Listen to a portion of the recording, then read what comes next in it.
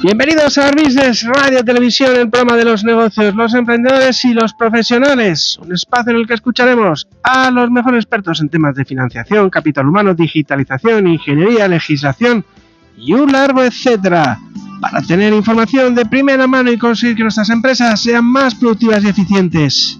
Estés donde estés, ponte cómodo, porque con rigor y con credibilidad sintonizamos con tu negocio.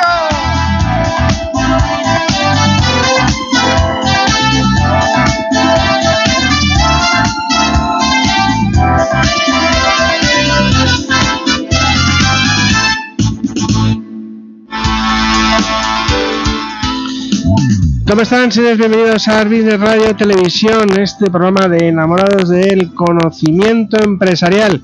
Hoy, como siempre, muy heterogéneo. Tendremos con nosotros, y es la primera vez que ya vienen aquí a la radio, a nuestros queridos amigos de Ospina Abogados, ese gran bufete, sobre todo muy en el lado penal, que dirige pues uno de los grandes abogados del país, Juan Ospina. Pero hoy tenemos con nosotros otro gran abogado del despacho, que es Juan Antonio García Jabaloy, que nos va a explicar algunos temas a tener en cuenta en el tema penal económico. Y de ahí nos vamos a ir al mundo de la imagen, al mundo de la marca, con María Moreta y con su empresa Easy. Esperemos a ver qué nos cuenta, qué tenemos que realizar en cuanto a lo que son las estrategias de imagen. Arranca Business Radio Televisión.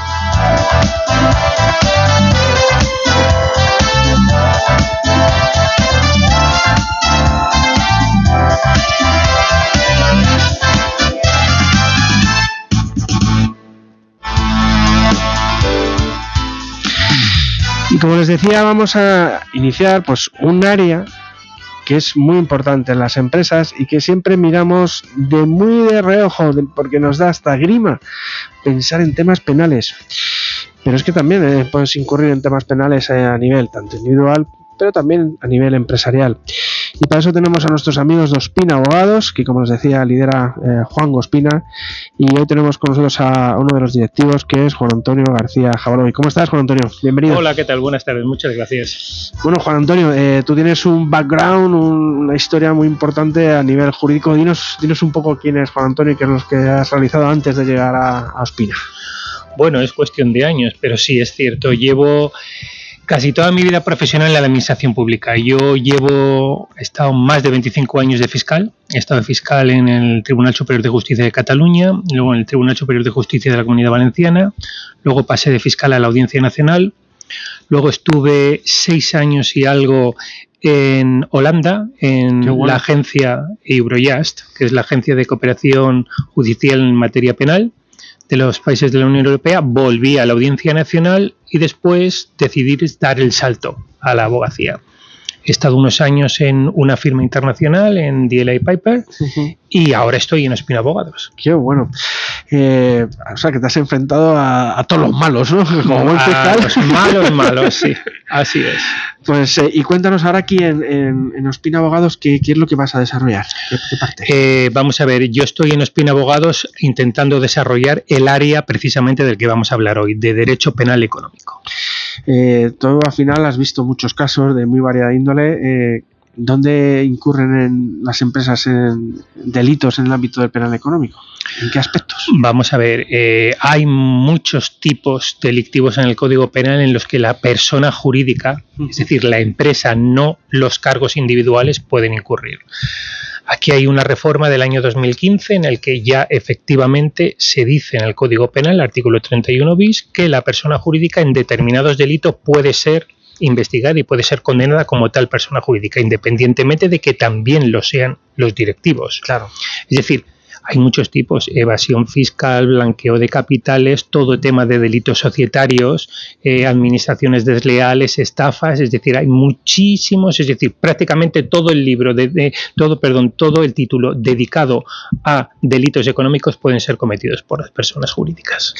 Cuando una empresa se le dice, oye, pues que eres culpable, y a través de todo esto que se ha dicho del compliance y que parece que está bastante instaurado, ¿se puede cerrar una empresa? Sí, claro, es decir, es una de las penas previstas. Es decir, la pena, digamos, más leve en caso de condena a una sociedad, a una empresa, a una persona jurídica, es multa. Se puede graduar dependiendo cómo se establezca, lo establece el Código Penal. Y la más grave es el cierre de la empresa. Hay suspensiones, prohibiciones de contratar con la administración pública, es decir, en una graduación que va desde la multa hasta el cierre definitivo de la empresa. Y digo, yo imagínate que te cierran la empresa y bueno, cogen los dos empresarios que tenían la empresa y dicen, bueno, pues da igual, vamos a hacer otra SL dentro de 4 días. ¿Deja algún rastro en el cual diga, bueno, habrá que echar un vistazo de que estos que han gestionado la empresa, bueno, que sean... Hay un registro absolutamente, el de penados y rebeldes, ¿no? Porque ese es de personas físicas, pero que no quepa ninguna duda que si una empresa se cierra como consecuencia de una condena firme, eso queda en los archivos. Es decir, es público, es decir, cualquiera puede entrar, empezando por el registro mercantil. Qué bueno. En el propio registro mercantil aparecerá sociedad liquidada o disuelta como consecuencia de la sentencia de tal fecha, declarada firme en tal fecha. Y en el ámbito, has dicho, evasión de capitales, fraudes, bueno, estafas, la casuística es infinita, ¿no? O sea, ¿cuál es la que más se da de todas ellas? Bueno, vamos a ver, es decir, es muy variado. Se dan muchos temas de administración desleal que se inician sencillamente porque socios pues no están de acuerdo en las actuaciones de uno con otro, empiezan los conflictos, tú has falsificado este acta de junta, tú has hecho la ampliación de capital sí que te correspondiera, tú me has ocultado determinada información que es relevante y que ha producido un perjuicio a mí y al resto de la empresa. Esa es una parte. Otra parte depende de la actuación que tenga una sociedad en relación, digamos, a los dineros, a las ganancias que tiene. Se puede llegar a evadir impuestos igual que una persona física, o se puede ir incluso un grado más arriba, es decir, ir al lavado de dinero, al blanqueo de capitales, utilizar empresas pantallas, sobre todo situados en paraísos fiscales, en territorios offshore, para intentar evitar el pago de determinados impuestos. Eso yo creo que es la casuística más normal en esto cuando estamos hablando de sociedades. Supongo que se repetirá el patrón, ¿no? Es decir, empresa que empieza poquito a poco, luchando tal, y de repente empieza a tener muchos ingresos, y de repente empiezas a ver que empiezan a aparecer otras empresas del grupo o adheridas, que al final... Muchas filiales que están en Bahamas, fuera, efectivamente, en Islas Vírgenes Británicas, en Islas Caimán, en Singapur, etcétera, etcétera. Sí, desgraciadamente es algo no habitual, pero no es extraño que pase. Oye, ¿por qué la gente hace esto? Oye, paga los impuestos, bueno, yo qué sé, si te va bien, porque vamos a ver, porque te va bien económicamente, bueno, sí. Paga y ya está, duerme tranquilo, ¿no? Tienes toda la razón. Lo que sucede es, bueno, es decir, a estas personas supongo que el pagar el 25% de impuestos de sociedades y lo demás, pues le parecerá demasiado. Claro. Y si les ofrecen además la posibilidad de pagar muchísimo menos y por otro lado, tener parte de capital fuera a tu disposición sin ningún tipo de control, pues hay gente que decide, merece la pena el riesgo. Lo que pasa es que muchas veces te pillan. Claro. Vamos, que la casuística es infinita. Y para eso estáis vosotros, ¿no? Un poco para que no solo que llegue, no que venga alguien con el problema, sino en asesorar de, oye, no cometas estos errores, estás funcionando bien, tienes una empresa de éxito, bueno, pues en qué errores puedes cometer, que luego es también si la persona física le pone una pena, va por vía penal, pues entiendo que las consecuencias son terribles, ¿no? Y además las penas para personas físicas son también muy importantes. Si estamos hablando de blanqueo de capitales, se nos puede ir a 5 o 6 años. Delito fiscal prácticamente igual. Si estamos hablando de estafas agravadas, es decir, estamos hablando de penas de prisión. ¿Y cuántas veces hemos visto en la tele eso, ¿no? De empresarios de éxito que empiezan a hacer ahí esto y oye, al final terminas en prisión? Sí.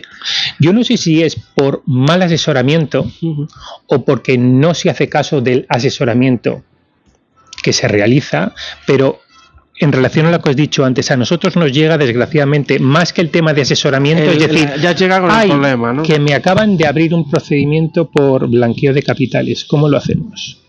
Jolín. Así es. Hay muchas maneras de blanquear y nos capitales. vienen, disculpa, es decir, nos vienen por ese lado y nos vienen por el contrario, es decir, vamos a ver, oye, que este socio me ha estafado tanto. También, claro. Es decir, nosotros actuamos tanto como abogados defensores como abogados de la acusación. Claro, que al final es un poco el problema que tú has dicho, ¿no? O sea, problemas entre los propios socios, ¿no? Claro, así es. Eso es bastante habitual, ¿ves? Eso sí que es habitual. Fíjate que yo a veces digo, a veces cuando doy alguna conferencia hablo de la importancia de los protocolos societarios, pero bueno, yo creo que al final esto es muy complicado, ¿no? Vamos a ver, es muy complicado y ahora que hablas de protocolos, pero es algo a los que, vamos a ver, nos tenemos que acostumbrar que tiene que haber. Es decir, aquí también hay una cosa que se llama compliance, los programas de cumplimiento, que ahora están muy de moda, que hoy por hoy aquí en España no son obligatorios, pero son realmente convenientes. Un programa de compliance tiene que tener una serie de programas, una serie de políticas, éticas y de cumplimiento y de cómo se van haciendo cada uno de los actos, ver los riesgos y todo lo demás. Es decir, esos programas son muy convenientes. Son muy convenientes primero porque controlan la actividad dentro de la empresa y por tanto un cargo directivo no se ve tan solo, es decir, vamos a ver, hay una política para saber que las cosas no se van fuera de control en tu empresa. Claro. Y segundo, si se han ido de control y se inicia un procedimiento penal, si tú tienes un programa de cumplimiento en condiciones y adecuado a tu actividad profesional, es lo que dice el Supremo, a ti te pueden eximir de la pena, claro, lo cual es muy importante. Claro, de hecho, las grandes empresas que tienen instaurados buenos programas de compliance, claro, una empresa de 20, 30.000 empleados, es imposible poder controlar lo que algunos cargos directivos o intermedios hacen y firman en nombre de la empresa, ¿no? Entonces, bueno, pues es conveniente. Y yo siempre digo que en la pyme todavía no ha calado eso. Oye, si está solucionando el problema a las grandes empresas, ¿por qué no lo hace la pyme?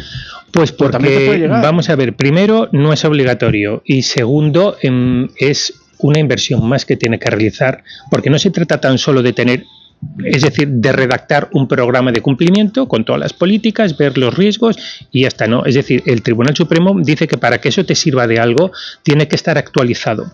Y cada vez que se detecte una irregularidad, hay que modificarlo. Y además hace falta una actualización, si no constante, bastante constante, de todos los empleados. Eso supone dinero, claro, efectivamente. Claro. Hay profesionales que se van a redactar, que van a actualizar y que van a dar clases a todos los empleados. Eso es dinero y a lo mejor a una empresa pues le supone un gasto importante y dice, pues si no es obligatorio no lo hago. Claro. Ahí si no tengo un compliance officer dentro de la empresa, pues oye, tirar de un bufete como el vuestro, ¿no? Sí, claro, efectivamente. Vamos a ver, un bufete como el nuestro se encarga de hacer esos programas, de actualizar esos programas, de dar los cursos que sean precisos y si no nos exigen, porque no nos pueden exigir, pero nos piden si podemos ser compliance officer o encontrar a alguien ajeno, que es lo ideal. El tener compliance officer, lo ideal sería alguien independiente de la empresa, claro, y se lo podemos buscar sin ningún tipo de problema, claro. Para eso estamos.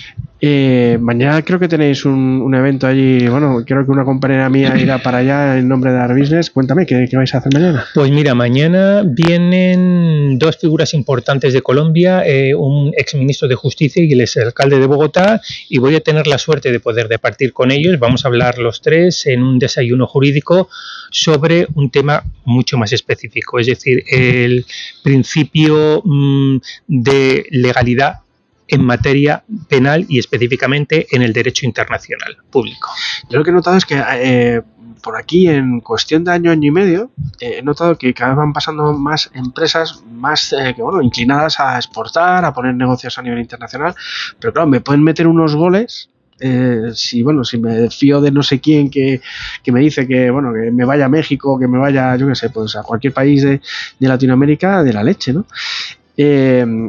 Esto al final necesita más de expertos como vosotros, porque la gente se está animando a exportar, hay casos de éxito y pues efectivamente pueden meter goles, ¿no? Sí, claro que se puede meter goles. Sí, aquí la clave es saber quién te va a asesorar y hacer caso al asesoramiento, que no siempre es así. Claro.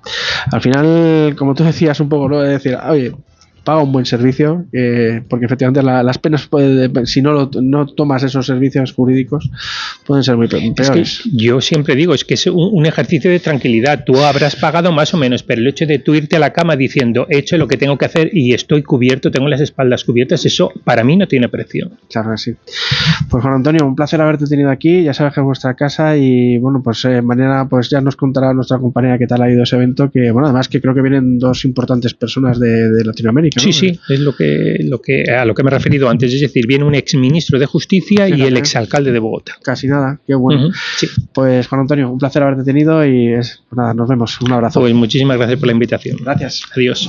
Elmundofinanciero.com. Más de 75 años ofreciendo la información económica y financiera más